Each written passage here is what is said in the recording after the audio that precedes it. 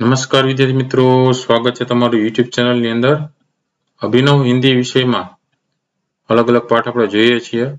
ધોરણ 4 ની અંદર અભિનવ હિન્દી વિષયમાં 20મો પાઠ આવે છે પાણી. આ પાઠને લગતા જે કંઈ અલગ અલગ પ્રશ્નોના જવાબ છે પાઠની અંદર ઘણા બધા મોસ્ટ ટાઈમ પ્રશ્ન તરીકે પૂછાય છે. સાથે પાઠ સમજી પણ લેશું, બરાબર? એટલે આવનારી પરીક્ષા માટે પણ તમને ઉપયોગી થાય. હવે ઘણા બધા વિડીયોઝ મુકાઈ ગયા છે, ન જોઈએ તો જોઈ લેજો. ઉપર વિડીયો સેક્શનમાં છે, એની બાજુમાં પ્લેલિસ્ટમાં જજો, એમાં નીચે ધોરણ 4 નું પ્લેલિસ્ટ લખતી છે, એમાં પણ તમને આ વિડીયો જોવા મળશે. એના જોઈએ તો એ પણ તમે જોઈ લેજો, બરોબર? પરીક્ષાની અંદર આમાંથી ઘણા બધા મોસ્ટ ટાઈમ પ્રશ્નો પૂછાતા હોય છે, પણ તમને ઉપયોગી થાય. શરૂઆત કરીએ શબ્દાર્થથી. પ્યાસ એટલે થાય તરસ, બર્તન એટલે થાય વાસણ, પૌધા એટલે થાય છોડ, સચમુચ એટલે થાય ખરેખર, બરબાદ કરનાર એટલે કે વેડફી નાખવું અથવા તો બગાડવું. પછી આંગણ એટલે થાય આંગણું, ખાના પકાના એટલે કે રાંધવું. તો પાઠ સમજી લઈએ. પાણી પાણી પાણી એટલે કે પાણી પાણી પાણી. પાણી ન હો તો હમ प्यास से मर जाए. पानी न હોય તો આપણે તરસ થી મરી જઈએ. पीने के लिए पानी चाहिए. પીવા માટે પાણી જોઈએ. ખાના પકાને કે लिए पानी चाहिए. એટલે કે ખાવાનું જે પકાવીએ છીએ, બરાબર, રાંધીએ છીએ, એના માટે પણ પાણી જોઈએ. નહાને કે लिए पानी चाहिए. તો નહાવા માટે પણ પાણી જોઈએ. कपड़े धोने और बर्तन साफ करने के लिए पानी चाहिए.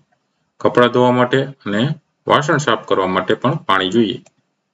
घर आंगन की सफाई के लिए पानी चाहिए.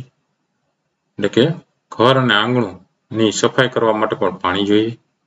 पौधों को सींचने के लिए पानी चाहिए. सींचવું એટલે પાવા પાણી. છોડને પાણી પાવું હોય, બરાબર, તો પાણી આપવું હોય ત્યારે પણ પાણીની જરૂર પડે છે. पानी नहीं तो कुछ ही नहीं, कुछ भी नहीं. पानी नहीं तो कहीं पर नहीं. सचमुच पानी बड़ी कीमती वस्तु है. साथ ही पानी खूब ज कीमती वस्तु है, इसलिए पानी बर्बाद नहीं करना चाहिए. એટલા માટે પાણીને બરબાદ એટલે કે વેડફી નાખવાનું નથી, બરાબર? એટલે કે વેડફી નાખવાનું નથી, તો બગાડવાનું નથી. બધા ચિત્ર તમે જોઈ શકો છો. પાણી પીવા માટે, રસોઈ કરવા માટે, નહાવા માટે, કપડાં ધોવા માટે, બાગ બગીચામાં ફૂલો તેમજ બીજા છોડને પાણી આપવા માટે પાણીની જરૂરિયાત પડે છે, બરાબર? ચલો, આમાંથી ઘણા બધા પ્રશ્નો પૂછાઈ શકે. સ્વાધ્યાયને લગતા પ્રશ્નો જોઈ લઈએ. पहला प्रश्न है शब्द और उसके गुजराती अर्थ की जोड़िया मिलाइए. तो आनी सामे ब जोड़ता जवानुं छे. बड़ा એટલે મોટું, નાનામાં આવશે નાહવું, બર્તનમાં આવશે વાસણ, આંગણમાં આવશે આંગણું, પૌધામાં આવશે છોડ. બીજો પ્રશ્ન, निम्नलिखित गुजराती शब्दों के 5 उनके हिंदी शब्द लिखिए. तो પાણીનું થાય પાણી, તરસનું થાય પ્યાસ, વાસણનું થાય બર્તન, છોડનું થાય પૌધા, चीजનું થાય वस्तु, नहावुનું થાય नहाना. ત્રીજો પ્રશ્ન, कोष्टक से उचित शब्द चुनकर चित्र के नीचे लिखिए. તેમાં જોતા જઈએ. આ કેનું ચિત્ર છે? તો કે કુવાનું, તો લખવાનું કુવા.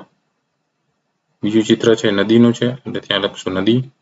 ત્રીજું ચિત્ર છે દરિયાનું છે, એને કહેવાય હિન્દીમાં સાગર. ચોથું ચિત્ર છે ઝરણાનું છે, તો એને લખી શકીએ ઝરણા, બરાબર? એટલે ઝરણું આપણે કહીએ ને, ઝરણું, એટલે એમાં લખશું ઝરણા. પાંચમું ચિત્ર છે એ વરસાદનું છે, એટલે એમાં આવશે બરસાત. છઠ્ઠું ચિત્ર છે તળાવનું છે, એટલે એમાં લખશું તાલાબ. તો આ અલગ અલગ પ્રશ્નોના જવાબો. વિડીયો ગમ્યો હોય તો લાઈક કરજો, તમારા મિત્રોમાં વિડીયો શેર કરજો.